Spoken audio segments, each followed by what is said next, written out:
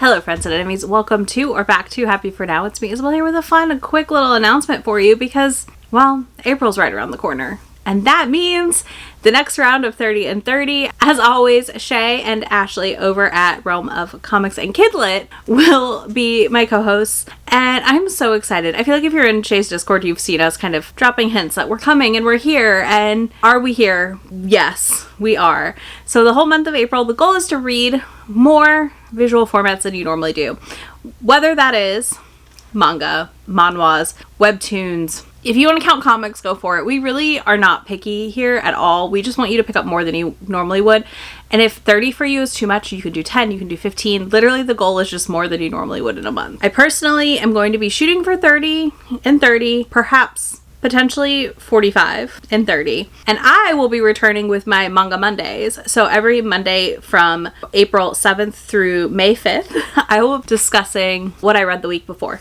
Pretty much. And then we'll do like on the 5th, it'll be like a wrap up of the last few things and like stats and standouts and any hauling I need to do. So yeah, I'm shooting for 45-ish. Ideally, if I hit 60, that'd be great. I just don't know if I will or not. I don't know. I've not been there yet this year, so I've not had the best manga reading months this year. So we'll see. Again, I'm hopeful, not positive what'll happen. But yeah, that is the goal right now. As always, we have a Google Drive folder with templates galore. I think Shay made 50 templates this time.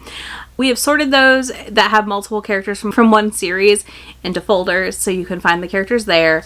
Also, the Google Sheet will be linked there, which you can use to track your daily reads. And the level up challenges, if you would like to participate with us. We are adding a level 5 to the challenges, so that would be 50 prompts to hit.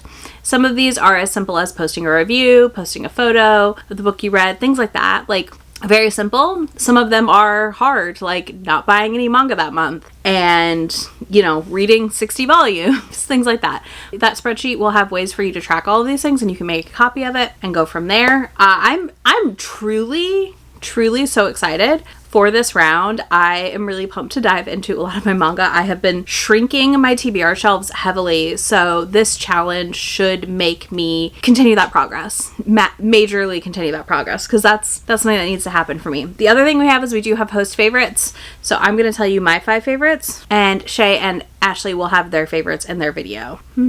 Okay, so for me, the 5 I picked, this is very hard. I'm just going to throw pictures up because I am not feeling like pulling things out. I'm trying to clean my shelves right now, so we're not pulling things down. First up, we have A Sign of Affection. This is one of my favorite joseis. It's just really cute, sweet, college-age romance. Our heroine is deaf and uses sign language to communicate and has been teaching it to this boy who she has a crush on. We're 10 volumes in and we've seen a lot of progression and growth. And we've seen them develop as people and like as a couple together and apart, and it's just been fantastic. I love this one. It's definitely one that for me at least works really, really well, and I just adore it so much.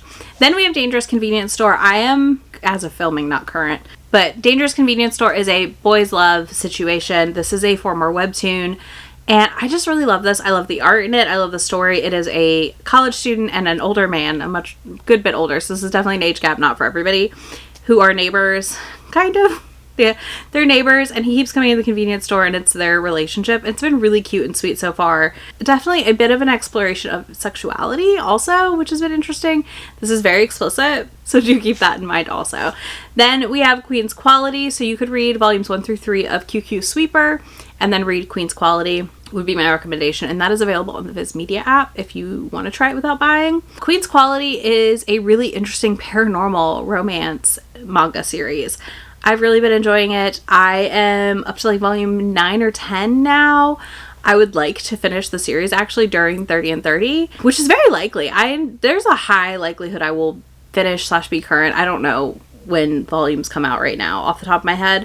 But this follows a girl who is a live-in maid and learns to clean, which is what they do to get rid of these bugs in people's minds, and her love interest who also lives in the house with her, and their family of like cleaners. It's really fascinating. It's a really interesting setup and I truly adore it. Then we have Titan's Bride. This is another very explicit, borderline, you know what, or with plot. It's definitely that AO3 tag. This follows a boy who goes through a portal and ends up in another world. He is destined to marry the soon-to-be king of that world, who is a giant. He is a titan. This is very explicit. I need to warn you now. There's a reason it's wrapped, and it's wrapped for a good reason at the store. I've really enjoyed this because not only is it really, really steamy and smutty, but it also has a lot of plot and a lot of world building happening. And I feel like as I've continued to read the series and move forward in it, I've been really impressed with the world building happening, because it feels like a series that could teeter towards the other end with like no world building and fully relying on boning to get us through the story, which is like not what I'm looking for necessarily. Whereas this is the opposite. So I'm having a blast. I love it. And then last but not least, we have Matcha Made in Heaven. This is one of my all-time favorite digitals. I am frothing at the mouth for Kodansha to do physical releases of this one. It's so good. This follows a girl on the run from her ex-fiance in Tokyo. So she runs off back home, and in doing so she does that. And the guy like shows up at her family's matcha farm, and she jumps on the worker guy who runs the matcha farm, and it's like, this is my fiance. And he's like, oh. And it's their slow build romance. She has a niece who's like obsessed with them being together. And it's just really precious and sweet. And I cannot recommend this series enough. I love it. It's so good. It's so fun. It's very different and just a good time. So those are my 5 favorites. Let me know what you're hoping to read during 30 and 30 this round, and what your reading number goal is, because I would love to know. Are you joining us in just 30? 10, 15, what are your thoughts? What are your plans? Let me know in the comments. I will have links to my favorites and links to my co-hosts down below for you, so be sure to go watch their videos to get their favorites. And if you don't want to do any of that, you can leave me a star emoji in the comments. We'll do that. We'll do a star emoji. I will have links and all that down there. Links to be my friend anywhere on the internet, and I will catch y'all in just a few days in my next video. Bye! Already packing, come with me. I'm not really asking. We'll get away to a place where we don't know. About to see the world in action, what we can be. Life with no distractions. We'll get away.